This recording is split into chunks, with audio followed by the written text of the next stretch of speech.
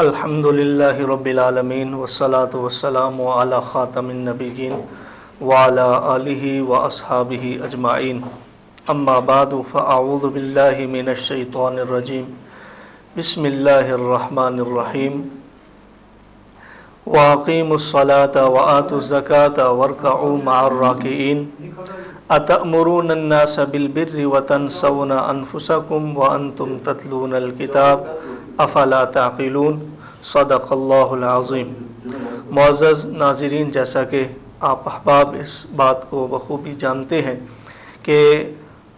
ہمارا جو ہے یہ ایک مشن ہے اور یہ ایک پروگرام ہے کہ ہر شخص تک کہ جو قرآن کے سمجھنے سے بہت دور ہے،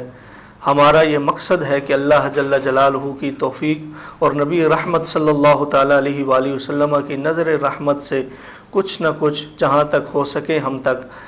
آسان لفظوں میں قرآن مجید کا پیغام ہر شخص تک پہنچائیں۔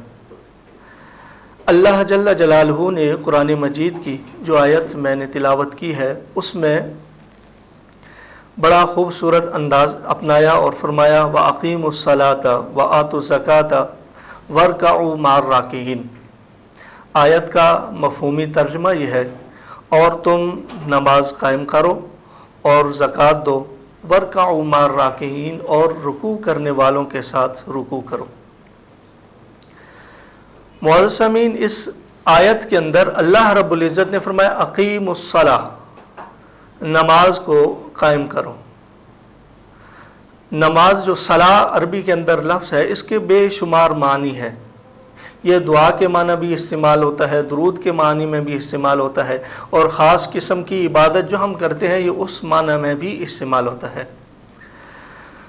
لیکن یہاں پر جو صلاۃ ہے اس سے مراد جو ہے وہ مخصوص عبادت ہے۔ تو اللہ رب العزت نے فرما دیا اقیموا الصلاۃ، نماز کو قائم کرو۔ اب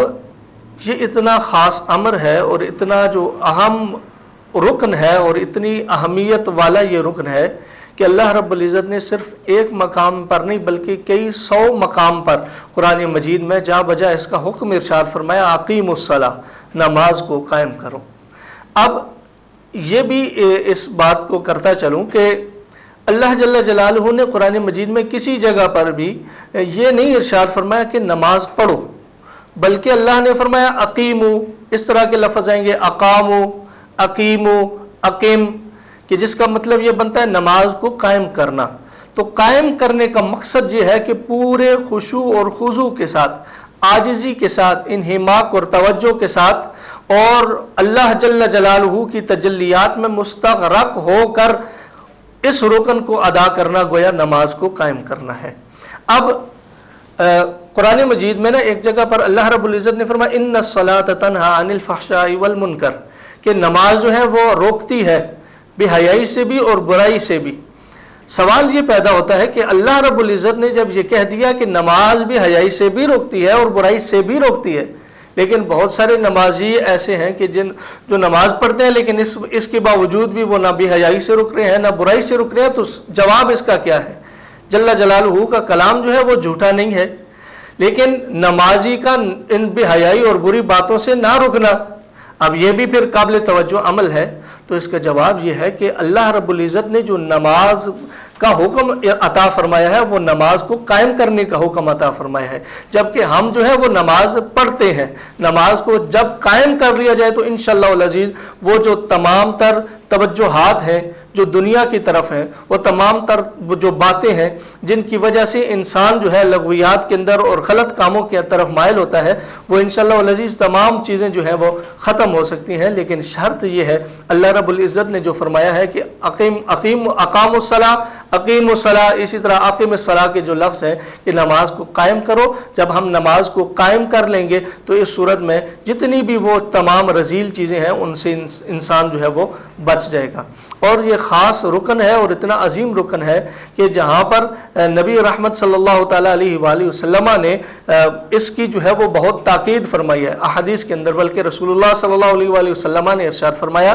الصلاۃ عماد الدین، نماز جو ہے وہ دین کا ستون ہے۔ اسی طرح نبی علیہ الصلوۃ والسلام نے فرمایا الصلاۃ معراج المومن، فرمایا کہ جو نماز ہے یہ مومن کی معراج ہے، مومن کی جو عروج ہے اس کو عروج عطا کرنے والی ہے اور اس کو بلندی کی طرف اور اس کو رفعت کی طرف لے جانے والی ہے، وہ نماز ہے۔ اسی طرح نبی رحمت صلی اللہ تعالیٰ علیہ وآلہ وسلم کا جو ارشاد ہے، اس سے آگے فرمایا رسول اللہ نے من اقامها فقد قام الدین ومن هدمها فقد هدم الدین، فرمایا یہ دین کا ستون ہے، جو اس کو قائم رکھتا ہے، جو اس کو ادا کرتا رہتا ہے صحیح خشوع خضوع سے، فقد قام الدین، تو وہ دین کو قائم کر لیتا ہے اور دین جو ہے وہ اس کے اندر داخل ہو جاتا ہے۔ لیکن ومن هدمها فقد هدم الدین، کہ جو شخص اس کو ڈھا دیتا ہے، اس عمارت کو گرانے کی کوشش کرتا ہے، فقد ہدم الدین، پس وہ دین کو ڈھا دیتا ہے۔ نبی رحمت صلی اللہ تعالیٰ علیہ وآلہ وسلم نے جو حدیث کے اندر نماز کو دین کا ستون قرار دیا، اب یہ بھی اللہ کے رسول کی کلام کے اندر بلاغت ہے۔ آپ دیکھیں کہ جب پرانے وقتوں کے اندر ایک گھر کی تعمیر کی جاتی تھی تو اس میں ستون کا جو ہے کردار بڑا اہم ہوا کرتا تھا، کہ اگر وہ ستون گر جائے یا اس کو گرا دیا جائے تو پورا مکان یا پوری چھت جو تھی وہ زمین پر آ جاتی تھی۔ تو اللہ کے رسول نے بھی عماد الدین، دین کے ستون کے ساتھ نماز کو تشبیہ دی کہ اگر نماز کو ترک کر دیا، اس کو چھوڑ دیا اور اس سے دور ہو گئے تو اب کیا ہو جائے گا؟ اب ہوگا یہ کہ جو دین کی عمارت ہے اس کے اندر بگاڑ شروع ہو جائے گا، اس کے اندر کمزوری اور اس کے اندر خرابی پیدا ہونی شروع ہو جائے گی۔ تو اللہ رب العزت نے فرمایا اقیم الصلاۃ، نماز کو قائم کرو۔ اس کے بعد اللہ رب العزت نے فرمایا آتوا الزکاۃ، زکوٰۃ ادا کرو۔ زکوٰۃ جو ہے وہ صاحب نصاب پر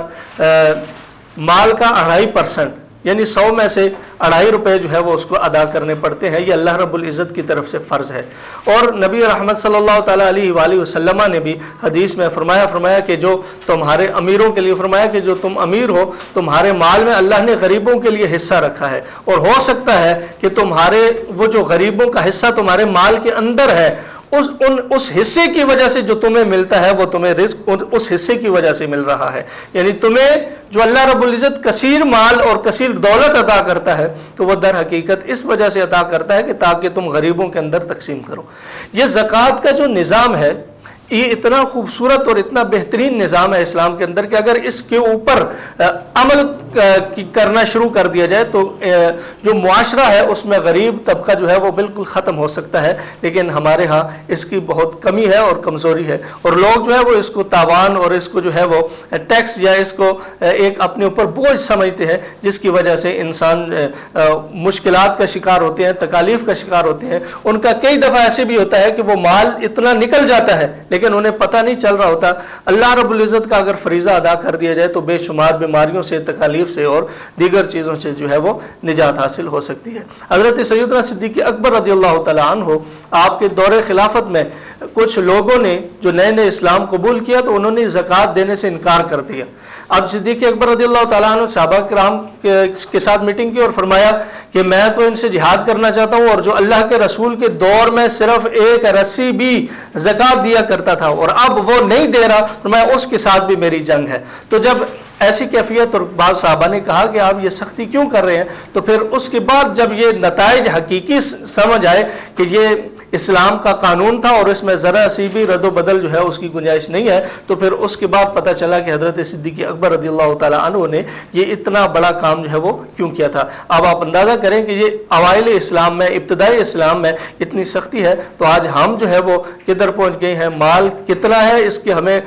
کوئی پتہ ہی نہیں ہے، کوئی انتہا ہی نہیں ہے، لیکن جب اللہ کی راہ میں دینے کی باری آئی، اس کی بارگاہ میں خرچ کرنے کی باری آئی، تو پھر اس وقت جو ہے ہمیں تکلیف ہونا شروع ہو جائے۔ یہ بہت جو ہے وہ خطرناک اور بہت جو ہے وہ عجیب قسم کی بات ہے۔ اب اللہ رب العزت نے آیت کے اگلے حصے میں فرمایا وَرْكَعُوا مَعَ الرَّاكِعِينَ، اور تم رکوع کرنے والوں کے ساتھ رکوع کرو۔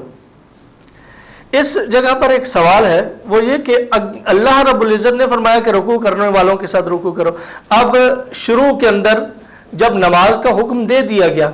نماز کی ادائیگی کا اور اس کے قائم کرنے کا حکم دے دیا گیا، تو پھر دوبارہ یہ آیت لے کر آنا کہ وَرْكَعُوا مَعَ الرَّاكِعِينَ، رکوع کرنے والوں کے ساتھ رکوع کرو، اس کا مقصد کیا ہے؟ مفسرین اس جگہ پر فرماتے ہیں کہ یہاں پر مختلف اقوال ہیں، ان میں سے ایک یہ کہ یہ حکم کیونکہ پیچھے بات چل رہی تھی یہود کی، اور یہود کی جو نماز تھی اس کے اندر رکوع نہیں تھا، وہ بغیر رکوع کے نماز ادا کرتے تھے، تو ان کو یہ حکم دیا جا رہا ہے کہ تم جو نماز ادا کرتے ہو اب وہ شریعت منسوخ ہو چکی ہے،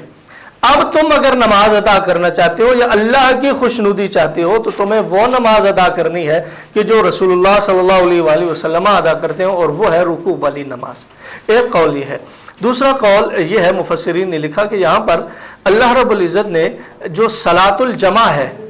جماعت کے ساتھ نماز ادا کرنا ہے، اس کی فضیلت کو بیان کیا کہ نماز قائم کرنا تو ایک الگ حکم ہے، لیکن اس کے ساتھ ساتھ یہ کہ رکوع کرنے والوں کے ساتھ رکوع کرو۔ مطلب یہ کہ جب جماعت ادا کی جا رہی ہو، جب جماعت قائم ہو رہی ہو، تو اس وقت یہ نہیں کہ پھر تم جماعت کو چھوڑ دو، جماعت کو ترک کر دو، بلکہ یہ کہ تم جماعت جو ہے اس کے ساتھ نماز ادا کرو۔ نبی رحمت صلی اللہ تعالیٰ علیہ وآلہ وسلم کا اس حوالے سے فرمایا صلاۃ الجماعت تفضل من صلاۃ الفجر ب27 درجۃ۔ رسول رحمت صلی اللہ تعالیٰ علیہ وآلہ وسلم نے ارشاد فرمایا کہ جو جماعت کے ساتھ جو ہے وہ نماز ادا کی جاتی ہے، اکیلے نماز ادا کرنے سے 27 درجہ زیادہ ہے۔ اب آپ اس پر بھی دیکھیں کہ اللہ رب العزت کا کتنا فضل ہے۔ صرف گھر سے جانا ہے، امام صاحب کے پیچھے نماز ادا کرنی ہے، رکوع سجدہ ادا کرنے ہیں، اور اس میں بھی کئی چیزیں ایسی ہیں کہ جن کو نہیں کرنا۔ منفرد طور پر اگر نماز ادا کرے گا تو وہ کر رہا ہے، لیکن جب امام صاحب کے پیچھے ادا کرے گا تو اس میں مزید نرمی ہے۔ صرف گھر سے مسجد میں نماز جماعت کے ساتھ جو ہے وہ ادا کرنی ہے تو اس کے درجات جو ہے وہ 26 درجات مزید بلند ہو جائیں گے۔ یعنی منفرد جو ہوگا وہ ایک نماز کا ثواب ایک ہی پائے گا، لیکن جو جماعت کے ساتھ نماز ادا کرے گا تو وہ ایک نماز پڑھے گا لیکن اسے 27 درجے زیادہ ثواب جو ہے وہ ملے گا۔ تو مفسرین نے لکھا کہ ورکعوا مع الراکعین، ایک اس سے مراد ہے کہ رکوع کرنے والوں کے ساتھ رکوع کرو۔ مطلب یہ کہ جو نماز ادا کی جا رہی ہے اس کو جماعت جو ہے اس کے ساتھ ادا کیا جائے۔ اس کے بعد اللہ رب العزت نے ارشاد فرمایا اتامرون الناس بالبر وتنسون انفسکم وانتم تتلون الکتاب افلا تعقلون۔ آیت کا مفہومی ترجمہ یہ ہے کہ کیا تم حکم دیتے ہو لوگوں کو بالبر، نیکی کا، وتنسون انفسکم، اور تم بھول جاتے ہو اپنے آپ کو، وانتم تتلون الکتاب، حالانکہ تم پر کتاب کی تلاوت کی جاتی ہے، افلا تعقلون، کیا تم عقل نہیں رکھتے۔ ناظرین، اس آیت میں بڑی ایک سخت جو ہے وہ وعید ہے اور بڑی ایک سخت جو ہے وہ حکم ہے۔ وہ کیا ہے کہ اللہ رب العزت نے ان لوگوں کو مخاطب کیا ہے کہ جو لوگ دوسروں کو تو نیکی کا حکم دیتے ہیں، جو دوسروں کو تو یہ کہتے ہوئے نظر آتے ہیں کہ فلاں کام کیوں نہیں کیا، لیکن خود وہ کام نہیں کرتے، خود اس کام سے باز رہتے ہیں۔ اللہ رب العزت نے فرمایا اتامرون الناس بالبر، کیا تم حکم دیتے ہو لوگوں کو نیکی کا، وتنسون انفسکم، اور تم اپنے آپ کو بھول جاتے ہو، وانتم تتلون الکتاب، حالانکہ تمہارے اوپر اللہ کی جو آیات کی تلاوت ہے وہ بھی کی جاتی ہے، افلا تعقلون، تم عقل نہیں رکھتے۔ قیامت کے دن نبی رحمت صلی اللہ تعالیٰ علیہ وآلہ وسلم کے صحابی ہیں حضرت انس رضی اللہ، وہ ایک حدیث روایت کرتے ہیں، فرماتے ہیں جب نبی علیہ الصلوۃ والسلام معراج کی رات سفر پر گئے، وہاں پر رسول اللہ نے معراج کی رات مختلف چیزوں کا مشاہدہ فرمایا، تو نبی علیہ السلام نے جہنم کا بھی مشاہدہ فرمایا۔ تو جہنم میں دیکھا کہ کچھ لوگ ہیں کہ جو اپنی زبانوں کو اور اپنے چہروں کو جو ہے وہ نوچ رہے ہیں اور زبانوں کو کینچی سے کاٹ رہے ہیں، آگ کی کینچی ہے اور اس سے ان کی زبانوں کو کاٹا جا رہا ہے اور خود بخود وہ کاٹے جا رہے ہیں۔ تو نبی علیہ السلام نے جبریل سے پوچھا من ہؤلاء، کہ ایسے یہ لوگ کون سے ہیں جبریل، یہ کیا ہے، ان کے لیے یہ عذاب کیوں ہے؟ تو نبی علیہ الصلوۃ والسلام نے ارشاد فرمایا کہ یہ وہ لوگ ہیں کہ جو لوگوں کو تو نیکی کا حکم دیا کرتے تھے، لوگوں کو یہ کہتے تھے کہ فلاں کام کرو اور فلاں کام سے بچو، لیکن خود جب ان کے لیے یہ بات ہوتی تو پھر اس وقت ان کو وہ کام جو ہے وہ برا نہیں لگتا، اس کو کر گزرتے اور جس کام سے اللہ نے منع فرمایا تھا اس کو کر لیتے اور جس کام کا حکم دیا تھا اس سے باز رہا کرتے تھے۔ اسی طرح نبی رحمت صلی اللہ تعالیٰ علیہ وآلہ وسلم کے اس حوالے سے ایک اور حدیث ہے، حضرت اسامہ بن زید رضی اللہ تعالیٰ عنہ، آپ سے روایت ہے، فرماتے ہیں نبی رحمت صلی اللہ تعالیٰ علیہ وآلہ وسلم نے ارشاد فرمایا قیامت کے دن کچھ لوگ ہوں گے اللہ جل جلالہ کہ حضور پیش کیا جائے گا ان کو، تو ان کو یہ عذاب دیا جائے گا کہ وہ جہنم میں جائیں گے اور اپنے جو ان کی انتڑیاں ہوں گی،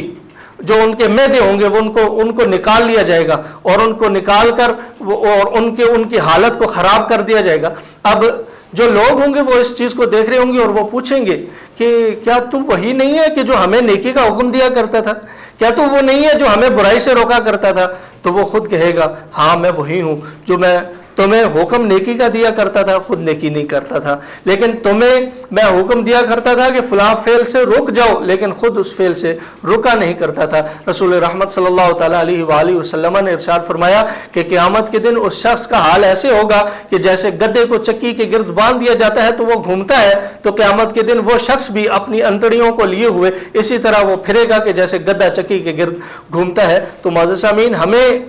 اس آیت پر جو ہے وہ غور کرتے ہوئے اس طرف جانا چاہیے کہ اللہ رب العزت نے جب حکم دیا ہے جس کام کا، اگر ہم کسی کو اس کی تبلیغ کرتے ہیں تو پھر اس صورت میں ہمیں بھی اس کام کو کرنا چاہیے۔ اللہ رب العزت نے قرآن مجید میں ایمان والوں کی ایک بات کو نقل کیا، فرمایا یا ایھا الذین آمنوا لم تقولون ما لا تفعلون، کیا اے ایمان والو لم تقولون، کیوں تم وہ کہتے ہو، ما لا تفعلون، جو تم خود نہیں کرتے۔ جو خود نہیں کرتے وہ دوسروں سے نہ کہو، پہلے خود عمل کرو پھر دوسروں سے کہو کہ ہاں یہ بات کرو۔ اسی طرح کبر مقتا عند اللہ ان تقولوا ما لا تفعلون، فرمایا اللہ کے ہاں یہ بہت برا ہے ان تقولوا، کہ تم خود کرو، ما لا تفعلون، جس کا تم کہو لیکن ما لا تفعلون، لیکن تم اس کو کرو نہیں، اس کو فعلاً تم کرو نہیں لیکن خود جو ہے وہ زبان سے کہتے رہو۔ تو بات کے اندر وہ کسی اقبال نے غالباً کہا ہے کہ دل سے جو بات نکلتی ہے اثر رکھتی ہے، پر نہیں طاقت پرواز مگر رکھتی ہے، کہ جس بات کو دل سے کر لیا جاتا ہے، جو بات دل سے نکل جاتی ہے تو پھر اس بات کے اندر اثر بھی ہوتا ہے۔ وہ کسی غالباً ایک بزرگ تھے، ان کا یہ واقعہ تھا کہ وہ بچہ عموماً جو ہے وہ میٹھا پسند کرتا تھا اور بہت زیادہ جو ہے وہ میٹھا کھایا کرتا تھا، تو اس کی والدہ نے اب اس کے بزرگوں کے پاس بھیجا اور کہا کہ حضور اس کو نصیحت کریں کہ یہ میٹھا نہ کھایا کرے۔ فرمایا جاؤ آج لے جاؤ، اس کو کل لے کر آنا۔ تو وہ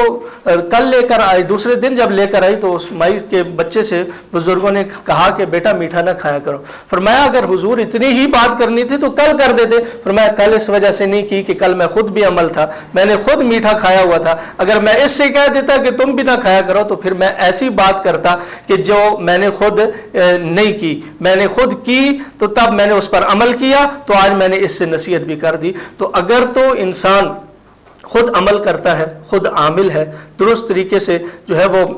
اسلام کی جو راہ ہے اس کے اوپر چلتا ہے اور پھر لوگوں کو حکم دیتا ہے تو انشاءاللہ العزیز اس کی زبان کے اندر اثر بھی ہوگا، اس کی زبان کے اندر تاثیر ہوگی، وہ لوگوں کے اندر قابل مؤثر بھی ہوگی۔ لیکن اگر اس کا برعکس ہے کہ وہ خود تو عمل نہیں کرتا لیکن دوسروں کو نیکی کی راہ ہدایت کی جو ہے وہ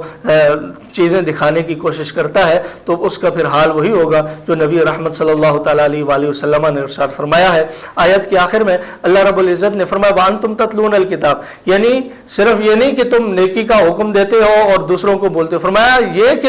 تمہیں اس کا پتہ بھی ہے، تمہارے اوپر اللہ کی کتاب کی تلاوت بھی کی جاتی ہے۔ اور بعض مفسرین نے یہاں پر لکھا کہ اس آیت سے مراد علماء یہود ہے جو یہ کرتے تھے کہ لوگوں کو نیکی کا حکم دیتے لیکن خود پیچھے ہٹ جاتے۔ نبی رحمت صلی اللہ تعالیٰ علیہ وآلہ وسلم کے جو توصیفات، حضور کی جو تعریفات تھی، نبی علیہ الصلوۃ والسلام کی جو سابقہ کتب کے اندر جو آپ کی مدح بیان کی گئی تھی اس سے وہ لوگوں کو منع کرتے اور چھپا لیتے اس کو۔ تو اللہ رب العزت نے فرمایا وَأَنْتُمْ تَتْلُونَ الْكِتَابَ، حالانکہ تم پر کتاب کی آیتیں تلاوت کی جاتی ہیں۔ أَفَلَا تَعْقِلُونَ، کیا تم عقل نہیں رکھتے؟ عقل